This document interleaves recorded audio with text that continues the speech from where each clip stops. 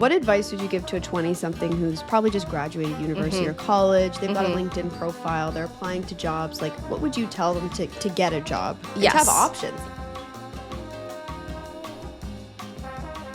I'm from Helsinki, Finland. My dad is a clown, comes from a renowned circus family. So I would say I'm a very niche Nepo baby. I don't really believe in fake it till you make it. I believe in yourself, but do the homework. I was miserable my first year in New York. I was having panic attacks in the dressing room of Macy's. Don't wait for the opportunities to find you. You have to be your own publicist. Maybe be a little bit annoying. That would be my advice. Because like at the end of the day, you're gonna look at your bank account and your resume and like what matters more.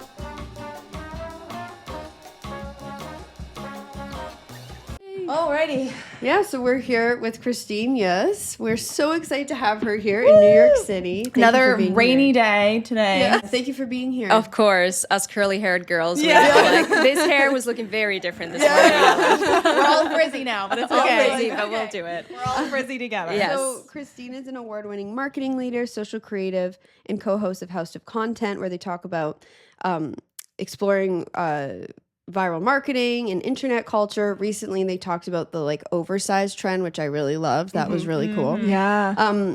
And Christine is like an expert on LinkedIn. We were just talking off camera. She's going to like Cannes and like all these amazing, cool events. So like we're really excited to speak with her. Yeah, thank you so much for being here. I love being here. I'm also one of 3 sisters, so I feel right at home here. I'm the eldest. So cute. My younger sister is 4 years younger than me, and then we have an 8-year-old, almost 9.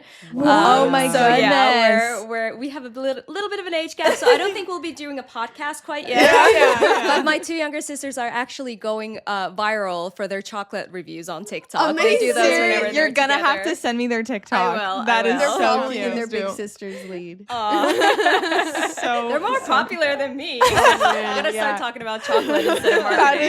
so cute. That's the next career pivot. Oh, for sure. That For is sure. so cute. Chocolate's where it's at. So I'm Elle. Yeah. Ava. And I'm Madison, and this is a 20-something playbook. And for context for our audience, I met Christine on LinkedIn.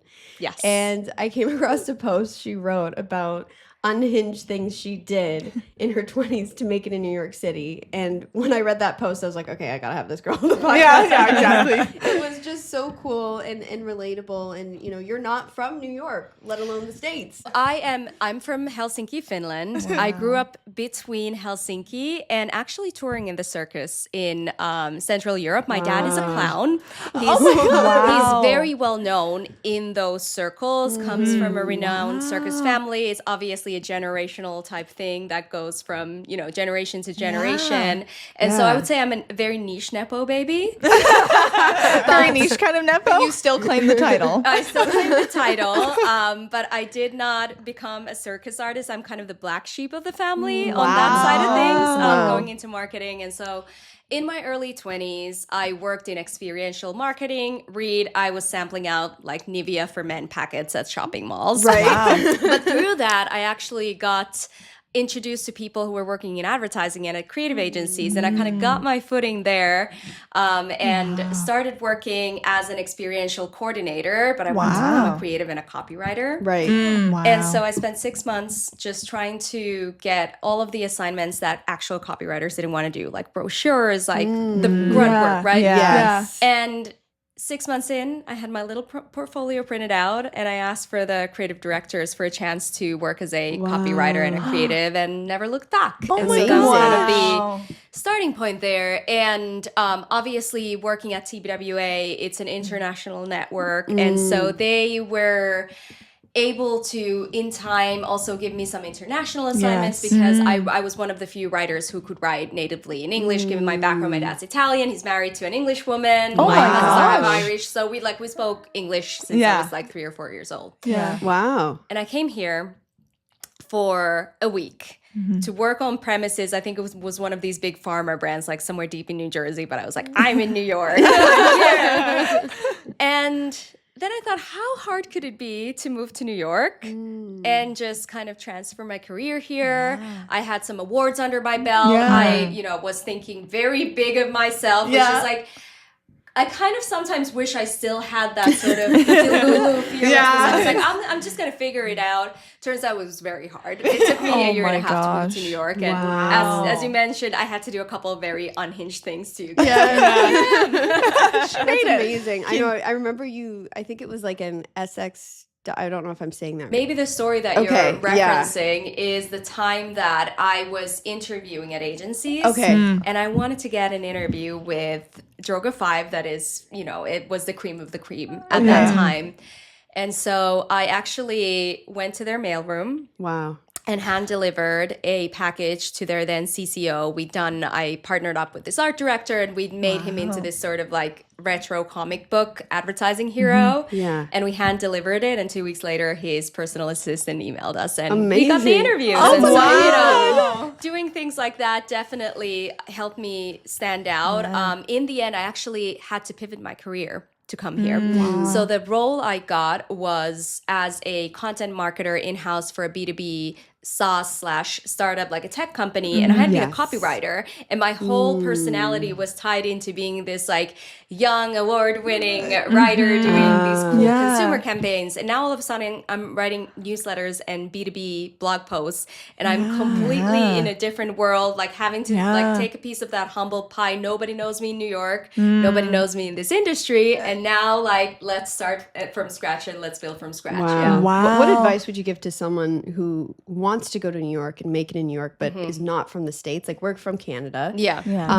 And also, what was that like trying to prove yourself? Like, no one knew you. No one, like, how did you navigate that, and like what paid off? Because I'm sure it was really hard.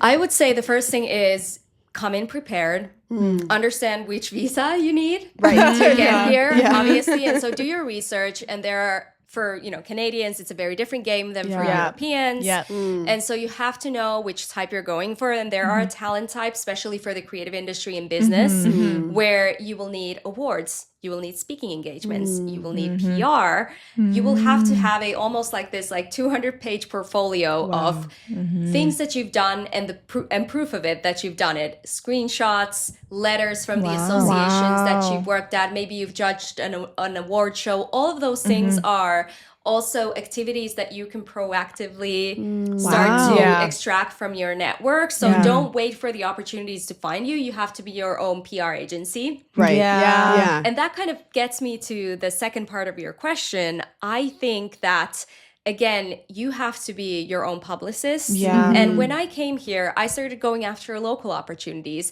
even if it was like speaking at the Finnish American Chamber of Commerce. I did that. I also was shortlisted for the Young Innovator Award by Google and Ad Club of New York. I didn't think I had any chances of ever placing there, but I kind of just like wrote the highlight reel, and I took some of the international awards that I won when I was at TBWA. And you can sort of craft these stories that, again, it's going to be a little bit of hyperbole. Everybody plays the game, and you cannot be ashamed of it. And don't make yourself more little in the fear of people looking at who does she think she is. And I'm sure a lot of people looked at me like that. Especially in Finland. It's a culture where it's like tall poppy syndrome. It's very humble. Don't talk about yourself. Don't talk about your success. And I had to kind of disregard all of that. To shed that skin. Maybe be a little bit annoying. That would be my advice. Be a little bit annoying, be a little bit of cringe, because like at the end of the day, you're going to look at your bank account and your resume and like what matters more. We totally understand, like, again, as people, young people trying to get into industries, like, you have to be annoying. You have to follow up with people, even if they don't email you back. You have to be a little bit annoying just to get that foot in the door. And what I love about your story, Christine, is that you didn't wait for someone to come to you. You went for those opportunities. And something that you've done really well is that you've built your own brand and audience and following, which I think is one of the smartest things to do these days. Can you just share a bit about that journey for you and how it's paid off for you?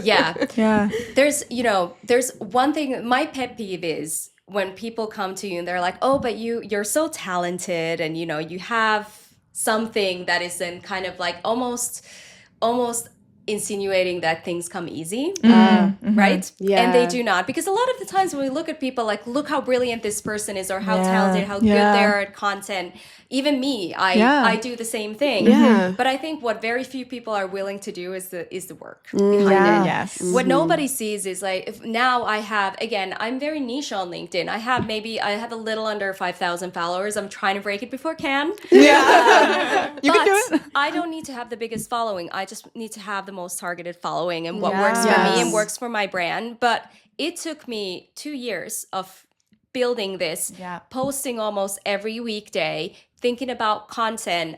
What nobody else sees is, again, I have a full-time job. I put in full-time hours. Yes. And then after that's done, that's when I plan my content. That's when I do my podcast. That's when I write our weekly Substack for House of Content. I'm probably working 60 to 70 hours a week. Yeah. I don't take weekends off. Wow. And not many people are willing to put in the hours. Yeah. If you put in the hours, you're going to be more successful than the person who's the most talented but maybe less hardworking. Yeah, it's like that 100%. quote I've heard where it goes, hard work beats talent when talent doesn't work hard. Exactly. Yeah. 100%. Yeah. That's what I believe in. And one thing I'm curious about, because you're really good with content and following and stuff, I feel like a common misconception is that the more followers is better, when actually, and you can correct me if I'm wrong, it's actually you need to have the correct audience. You need to be, like you said, you have your niche, your target audience. Niche and target audience, and like almost like have, even if you have a small community, if they're all there for the right reasons,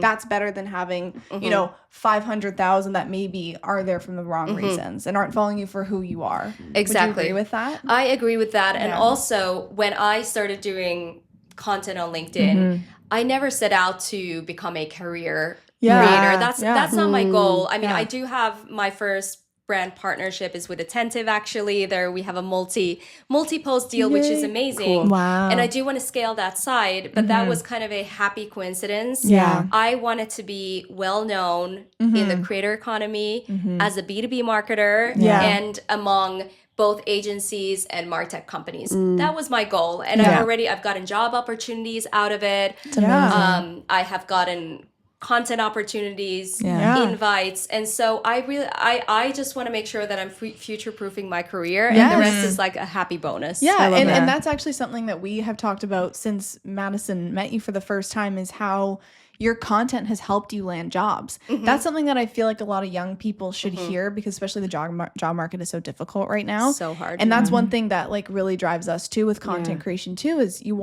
want to get a job that can help you land one. So would you like to share a bit about that as well? Yeah, absolutely. And so this job market for the past couple of years has been terrible. And I myself, I'm not afraid to say I got laid off twice in this market. Yeah. And so in 2023, when that happened, again, it was a new role and a massive downsizing at the agency that I was at. I was then lucky to land freelance quite quickly, actually also partly through content, because one of my co-hosts was working at an agency that needed a freelance content or a creative lead for one of their accounts. So I started working right away. But then over the summer, I was actually at Cannes Lions at the advertising festival, and I met with the CMO of the agency that I ended up working at. But I sat down with her and then sat down with the CEO. He sits down and says, I already know you. I follow one of your co-hosts. I know you from your podcast. Wow. And he already knew that I have a podcast about creators and influencer marketing, and it was an influencer agency. So I didn't have to come in and convince and say, this is why. But we were able to actually have a conversation as peers. So that was the first one. That's so powerful. And in 2023, it did take me, I want to say, about 4 or 5 months to get a fulltime role. I was freelancing, so I got lucky there. This time around, it took me 8 weeks. Wow. And in this market. And I was doing 11 interviews a week. I ended up being in a situation where I actually could have chosen from multiple job offers. Amazing. Instead of like having to really scramble. And it was still really hard. I set myself an 8-week timeline just because, I didn't know what was going to happen with the economy. So I wanted to get a role before things potentially got even worse. Summer is not a great time for job hunting. And I just knew I didn't want to spend my summer not having a source of income. And so I really did push for it, but being able to go from like 5-6 months to 8 weeks, I credit it all to my content. Yeah, Wow. it's amazing. What advice would you give to a 20-something who's probably just graduated university or college? They've got a LinkedIn profile. They're applying to jobs. Like, what would you tell them to get a job? And to have options. Like, Yes. Like what you had. Okay, so first off, get very razor focused on what you want to be known for and just start posting. Find your unique angle. Maybe do some benchmarking. Who do you love to follow? Who do you think are interesting? And then start building out from there. And you can also kind of like do the background research, put it into AI, ChatGPT, and then tell AI. I love the audio, the transcript. I talk to it all the time. I'm just like I'm briefing AI. I'm telling it what to do. But you can basically just say, hey, these are the things that I'm passionate about, that I'm interested in, that I want to talk about. Give me a 4 to 5 content pillars that I should be talking about, right? And you can start working it back from there. And don't be afraid to be personal on LinkedIn. I find that whenever I share a little bit more about my life, that's when I get the likes and the comments and the engagement. That's one part. I think the second part is follow up. You don't know how many applicants just drop in their resume and hope for the best. The job that I got now, so I am the US marketing director for Crowd. It's a performance digital marketing agency. Wow. Congratulations. Thank you. We are, I want to say around 650, 700 people worldwide. So it's quite a big agency. But so they had the role open. I applied on LinkedIn, and everybody always says, like, who's even going to get a job on LinkedIn? Well, I've gotten most of my US jobs via LinkedIn. So it does work. Yeah. And so I applied for the job, and then I found their recruiter. And I DM'd the recruiter and gave them 3 reasons why my background is the perfect fit for this role. Wow. And she replied and she was like, yes, let's set up a call. And then obviously she probably had so many applications coming in. So I had to follow up a couple of times, but we did get on a call and the rest is history. So again, most people, they don't tailor their resume for the role first. You need to look at the keywords that are in the job description and mirror them in your resume. Also, in your resume, you need to think of outcomes. Okay. I was responsible for X. This is what we did, and this was the tangible numeric result. Not many formatted that way. So that's also another tip that I would give for younger people starting out. How did you find the recruiter? Was it on LinkedIn or did you Google? Because we've done things like that before, but how was that for you? Yeah, so she actually was listed. Okay. You know how some of the job listings have the recruiter. She was listed, but if they are not listed, find the recruiter or the HR person in the company, or find the department lead for the company, or find a peer who works there. A lot of the times people are willing to refer you internally because they will get a kickback if they do hire you. They get a referral bonus. Wow. So a lot of people are also open to helping you out. So just don't be afraid to ask. Oh, good. I love that. Very interesting, Christine. This is great. And I want to hear, because we keep talking about your unhinged stories, and I want to hear either your most unhinged story from your 20s, or if you have more than one, I'd love to hear more than one. Let's see. I think okay, so I would say not necessarily super unhinged. Maybe on the side of being so delulu. I was still in my 20s. Second job here in New York City. It was at a fast-growing ad tech company that worked very closely with then Facebook, now Meta, and so they were thinking about piloting creative services here in the US. And again, I had like maybe 6 years of experience, but I told the CEO and the founders, I said, I come from a creative background. I got this. And so I actually was the one leading the first pilot out of New York City, working with, I think we worked with Restaurant Brands International, and that's the company that owns Tim Hortons and I think Burger King, like a couple different fast food brands, working directly with the client here, leading the charge there, going to Meta's offices and pitching our services and our offering. And I don't think I had any business leading an initiative like that. And then initially that was handed off and the full department was built out.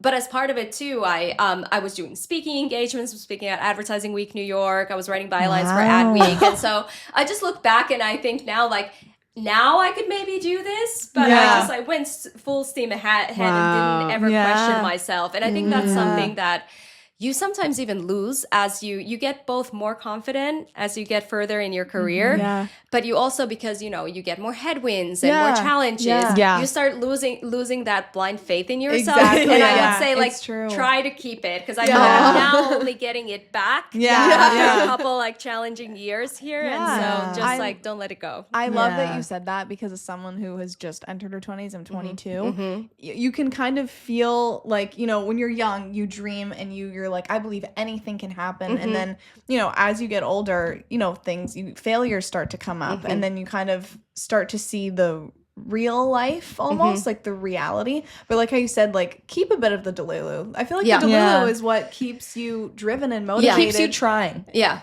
exactly. And I don't think it's toxic positivity. You don't have to believe in it every day. When I was trying to figure out my move here, again, it took me 1.5 years, the process, and like many conversations from overseas, trying to get people to even reply my emails. There were many days that I believe this is not going to happen. So it's okay to have days when you're like, this is not going to happen, but you have to go through the motions anyway. So days you don't believe, you just like one step after the other. Keep going, even if you don't believe it. You don't have to always be like, I got this. I totally agree with that. Like, you're not going to feel every morning, even if you're doing your dream job, I say this too, you're not going to wake up every morning, you're just like, yes, I'm here. Everything's perfect. Like, you're never going to feel that way. So don't expect it going in. No. And it doesn't mean that like you're in the wrong place or doing the wrong things. Like, just keep going one step at a time. Absolutely. Yeah. And speaking of like, ups and downs, did you have like a rock bottom moment in your 20s, and how did you navigate it? If you Absolutely. did? I was miserable my first year in New York. Wow. After it's fine. Yeah. No, I know. She's like, it's hard. After 1.5 years of trying to move here, it obviously was a big hit on my ego, because I came from this background where in advertising I'd done the Cannes Young Lions competition twice, and it's you have to win your national competition to qualify. Wow. Right? And then you go in and you compete against all these other teams from all around the world. Wow. And it's a big deal to have that on your resume. Yeah. And I had a bunch of international awards. I'd worked at a very famous agency. TBWA Helsinki at the time was the most famous agency in that network, because they were doing so much in the realm of award-winning, innovative, social-first work. Yeah. And I thought it would be a wash. I'll get transferred here in the network, or I'll get a job. Every agency should be lucky to hire me, right? Yeah. And that was not the case. Nobody cared. They're like, this is New York. This is the best advertising market in the world. Yeah. And so it did not happen that way. And it was a big hit on my ego already. Again, happy coincidence, I think, that I ended up pivoting to tech, because right now I'm a B2B marketer. I'm back on the agency side, but as a marketer and not as a copywriter. And I think this career suits me really well, and I love what I do today. That's amazing. But it was the ego death was very tough to handle. And then also coming here, there were a lot of personal things going on as well. Spending the first year in a relationship that wasn't going well, right? And I knew that it was time to kind of separate there. And so I was having panic attacks in the dressing room of Macy's. Oh my God. No. Yeah. And I thought, what's wrong with me? I'm living my dream. I am in New York City. But I realized that, again, like, you need so many other things in your life to be aligned for you to have a wholesome and happy life. And I think, and it also coincided with my Saturn return. I'm a little bit we've heard about we've heard a lot about Saturn. People have been talking about it. So I mean, again, is it true? Is it not true? But it did coincide with the craziest stuff happening in my life. And I sort of had to like go through that ringer. But then, like, once I got out of it, and then I changed jobs, because the first company that I came here, they started, it was one of those startup stories. They spent a lot of money very fast and then had to downsize very fast. So I had to find a new role before they would fire me. Wow. And so then I found my second tech company where I actually grew a lot. That's where I built the creative services. And it was just an amazing, amazing experience. Yeah. And then I kind of like got back on my feet and got my own place and got my own friends. And then I felt okay, I've got this. Yeah. But it took some time. Yeah. To cultivate that sense of community, I feel like is really really important. Yeah. And what would your tip be? You know, you said you got that job that you had no business being in. Yeah. Do you have any tips for confidence for young people who, you know, maybe shouldn't have it yet, but just to maybe fake it until they make it kind of thing? If you fake it, make sure that you do your homework. Yeah. Right? Yeah. Do your homework. I don't really believe in like fake it till you make it. I believe in yourself, but do the homework because Yes, I again, love like that. have that foundation, right? Yeah. But also at the same time, what you'll notice once you start getting further and further in your career, so many people have no idea what they're doing. Yeah. They're just winging it. Even at the sea level sometimes. It is insane the crazy stuff that you see like, are you kidding me right now? Right? Don't overthink. Don't overthink. You're wasting your brain power and potential if you're second guessing yourself. Right. Yeah. And bit of a pivot, but what did you study in school, and has that helped your career, or is it completely different from what you're doing now? So I majored in Italian linguistics. Wow. And literature. And so I actually wrote my thesis in Italian. It's definitely a whole different world, but I find that having to read that amount of literature and also Western canon and all that helped me really become a good writer, a solid writer. And I think writing skills is the number one most important skill that you can have. I think now more than ever with like ChatGPT and all these AI tools,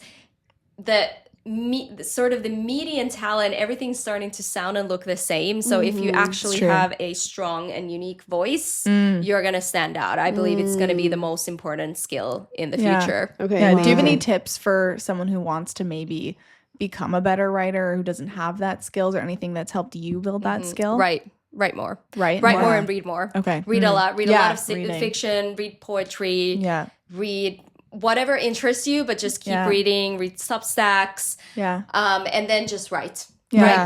Write, and then edit. And just, it's a practice, it's a muscle, and there's no shortcut. Yeah, it's interesting that you say that, reading, because I find the more I read like fiction even, we joke that like I'll just whip out a word that I have never Didn't used even before. know. Didn't know like 2 weeks ago, but then I'm like, oh, I must have read it and like just inherently learned it. And so like I find when I'm reading actively, my vocabulary becomes better.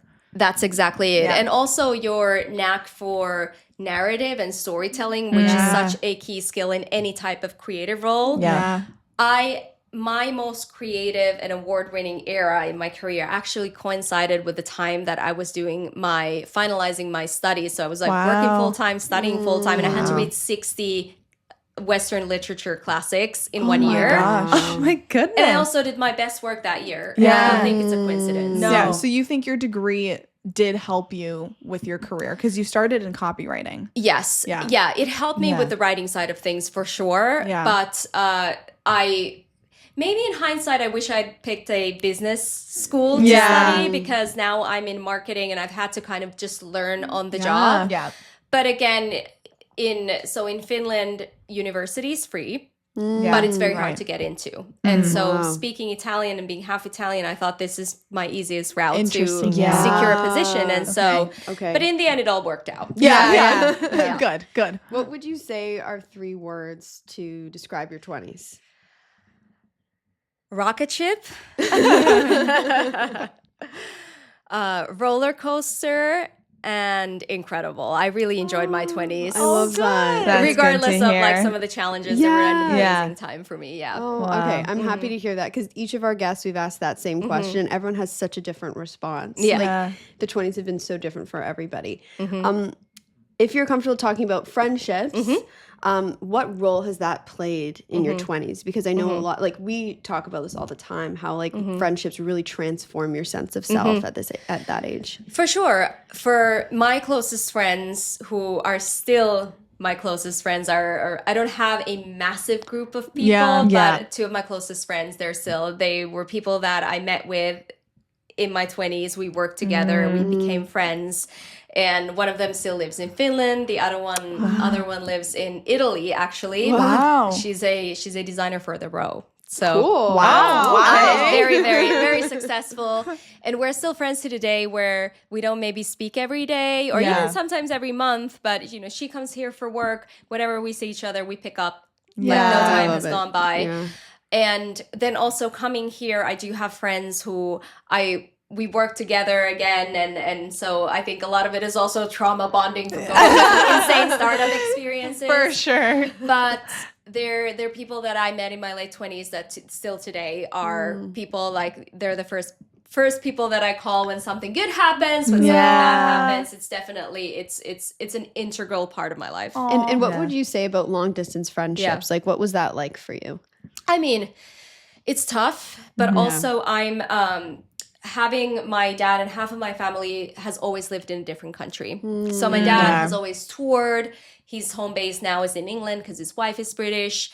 And so I'm kind of used to having close relationships at a distance. Yes. My cousins, my uncles, my aunts, my dad. Yeah. And I think for me it was an easier transition just because that's how I what grew you're up. used to. But I would imagine it being really difficult if you're always like used to together. Everybody's like close by all the time. But especially today with like FaceTime, WhatsApp, Yes, or like FaceTime. you can social media even, you feel closer than what you would feel For sure. if there wasn't that layer of sharing. Yeah. Okay. And is there a bit of a pivot, but is there a fear or insecurity that you feel like used to hold you back in your 20s and now it doesn't anymore?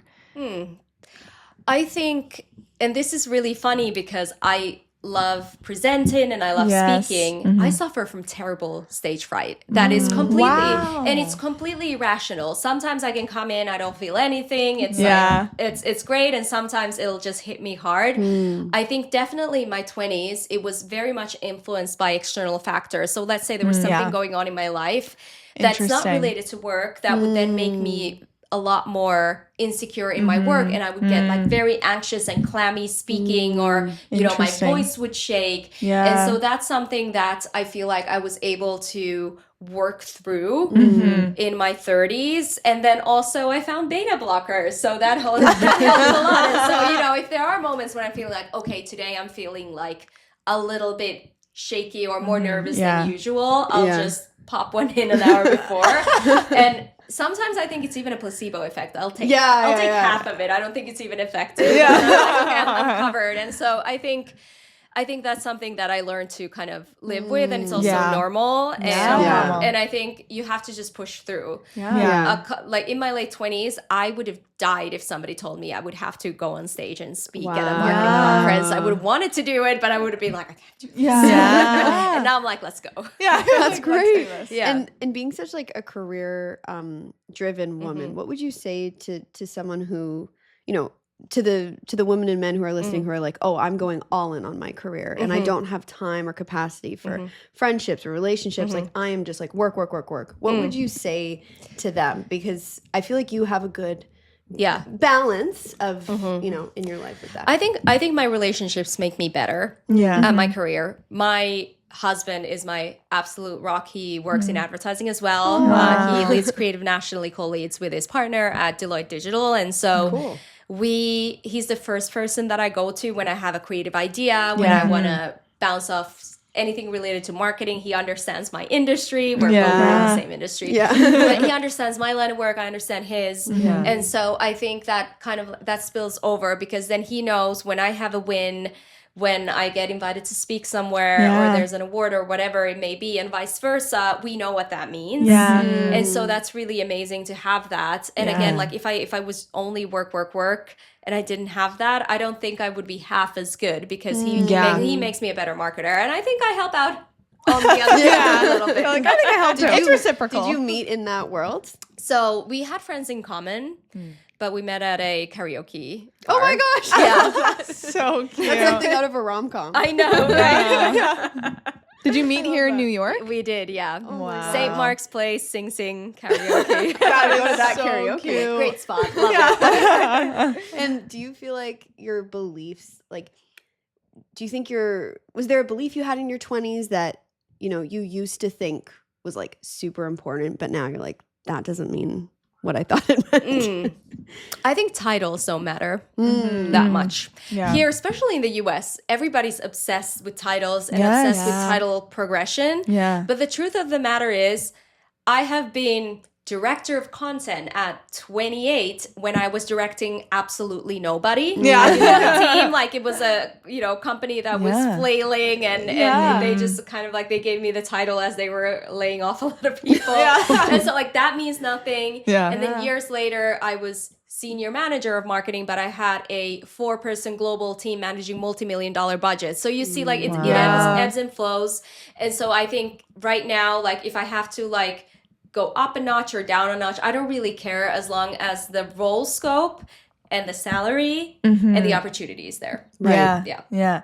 And has your definition of success changed from the beginning of your 20s to where you are now?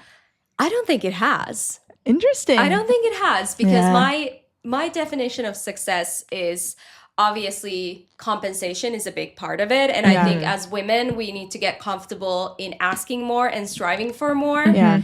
And also having our own independence financially from start to finish. I don't ever want to depend on anybody else. I think that's very, very important because you never know how things pan out. And again, everybody is free to make their own choices. If you want to be a stay-at-home mom, be a stay-at-home mom. I'm not here to judge you, but just know that might come with a risk that in 10 years, 15 years, you might be left with nothing in the worst case scenario. So again, like whatever your situation is, make sure that you plan it and also plan it legally. I'm very passionate about that. I made my husband sign in an ironclad prenup before we got married. Everybody thinks we're crazy, but I was like, no, I want to keep everything separate. And then if we build something together, that will be obviously something that we share. As much as we put in, we get out, right? And then I would also say, another definition of success that I've always kind of like kept close to me is recognition, it's awards, it's press, it's PR, it's awareness. Not because of the ego side of things, like, oh, it's so great to have, but rather because it's such an effective tool in getting what you want in the next step for your career. The more you can build out your name, the more you're future-proofing yourself, the more you have opportunities, the more you have freedom. And so this might be a silly question, but for these awards, is that just something that people come to you, or do you have to apply for things? You have to apply. Okay. And so whenever it's client work, you will submit, the agency has to pay, there's an entry fee for these sort of 30 under 30, 40 under 40. Those types of lists, you will also have to apply. There are some that are free to apply, especially if they're sort of these like rising star type things. They want to make them very accessible to younger people, but most of them are also kind of pay to play, and they're run by these like big industry media like Ad Age, Digiday, those types. But yes, you have to find the opportunities. Do you suggest applying to pay to play ones? Because sometimes, you know, like as 20 somethings, there's some awards that you can apply for competitions that are quite expensive to even just participate in. If you have the case, do it. Because again, like if it'll help you, like think of it as almost like a marketing campaign or a marketing investment, but only if you have the chops. Like you don't want to submit without having like great accolades already and accomplishments to list. Got it. And I want to circle back to something you said about being a financially independent woman. Our mom's mom, like our grandma on that side, was a stay-at-home mom. You know, and my mom grew up seeing her not having her own money. So that was something that was very much instilled in the three of us, was the power of, you know, having your own money and taking care of yourself. I think if you think about it, even me I come from one of the most equal countries in the world, right? My mom did work, but still for many women, even of my generation, we are the first women to live alone. We are the first women to even live alone without a man. Right? Obviously, I live with a man now. That comes with the territory package. But still, that kind of independence wasn't even possible for a lot of the mothers of our generation or even the one before, like you said. And I think that you have to be, again, whatever you choose, you have to treat it like a financial decision, financial investment. And so if you do decide to be a stay-at-home mom, you need to have a prenup that details how much money you're getting if things don't work out. Because yes, the man might be on the hook for some type of alimony and certainly child support. If you're staying at home, what are you taking away? Because you will have to, most likely, unless you married somebody who's like a multimillionaire, you're going to have to work, right? But I think what keeps people together is having separate interests and having separate ambitions, and that both people's ambitions, whatever they may be, are treated equally as important and celebrated and supported. I love that. That's really interesting. And what like relationship advice would you give to someone in their 20s who, because I feel like, you know, this is all really helpful. Don't get married.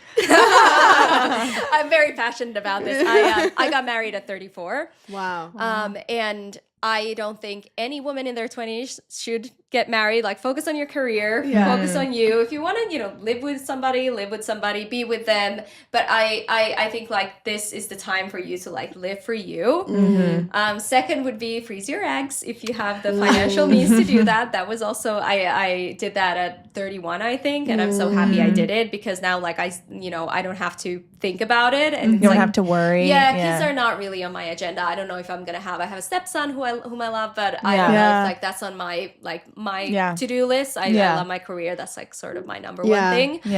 And again, like I think live for you. Put yourself first. Like Giggly Squad would say, decenter men. Oh my God. That's an amazing piece of advice. Live for you. Yeah. I love that. Get married in your 30s if you do get married. Yeah. And have a prenup. I love that. What's one financial lesson, big or small, that you would tell 20-somethings? Okay, so coming from a welfare country, Finland is quite socialist. I never had to worry about going into debt because of medical bills or because of losing a job, or we have pretty solid unemployment. Like granted, like you'll have to like pinch a penny, but it's not like here where you can literally lose your home, right? Yeah. And so I didn't have to think about those things before I moved here. And when I moved here, I realized I am my own safety net. Yeah. And so I had to start from zero, building out my credit score. I did not have any debt. So I've always been responsible with that, but I also wasn't saving. And so I would say, first one, save your emergency fund 3 to 6 months. 2, if you do have a 401k or any type of retirement plan that your company has, max that out. And 3, start investing young. Because if you invest young, you're going to have those compound interests like We've heard about these compound interests. So start yesterday. And if not yesterday, start today. And then ask for more money. Ask for more money, and maybe lastly, especially in this economy, have a side hustle. Think of a side job that you could do that also kind of secures your independence. Smart, very smart. And do you feel like you get fulfillment from your work or outside of your work, or both? Because we've talked to a lot of people on this podcast, and some people say that their purpose and fulfillment aligns with their career, and sometimes it doesn't. It doesn't have to. I think it's bad advice saying like follow your dreams or you have to like love your career. No, I think you have to have moments in your career and in your work that give you a spark, right? But that's not always possible. And there's going to be periods where it's not going to, I had years when I didn't have the spark, but I knew like the spark's going to come. It's not here right now. But then you can do other things. Like, for example, you can do your own podcast or do social, whatever it may be. I get a lot of fulfillment from my content, from my podcast, from writing this Substack. I love writing newsletters. That's like that's my thing. It's so fun. LinkedIn, obviously. But I do also get a lot of fulfillment from my job. I do love it. But I recognize that for some people, work is means to an end, and that's fine. And I think if you're that type of a person, it's only going to hurt you if you think, oh, I should have a passion for this type of thing, and I don't. And a lot of people punish themselves for that. I think give yourself a break. If this is not your thing, find something else outside of it. Like, it doesn't need to be your 9 to 5. Right. No, that's good advice. Was there a book or podcast or something else that kind of changed the way you viewed your 20s? So I think there is this financial author called Nicole Lapin. And it was something like the rich bitch something. I don't remember the exact title, but it has like that kind of a title. But that book was life-changing because, again, it was the first book I read about personal finances, and I had no idea how to start building, what to prioritize, what is a credit score, again, not being American. And so I read that book, and I just put my finances in order within a year. So whether it's that, there's also Ramit Sethi, who writes about and also does content around financial advice. He's great. I really like his way of thinking. Mrs. Dow Jones. You'll notice I like. We actually interviewed Britt Baker of Dow Jones. Dow James. Dow James. We interviewed Britt Baker last month. Oh, cool. So I think, and you'll notice a common thread there. I really love financial content Yeah. towards women. I think it's just such an important thing for us to know and harness. Yeah, I really love that. Well, this has been so much fun. This has been so much So fun. fun. You are a wealth of knowledge, Christine. You are. Amazing. Yeah. Everyone in your audience, if they want to connect with me, find me on LinkedIn. Yes, we Send will me a link DM. everything. Wonderful. In the show notes, we're going to have Christine's LinkedIn, her Instagram, everything, your podcast we'll put in there as well. Yeah. Go check her out. Thank you so so much much for for coming being here. This is amazing. Bye.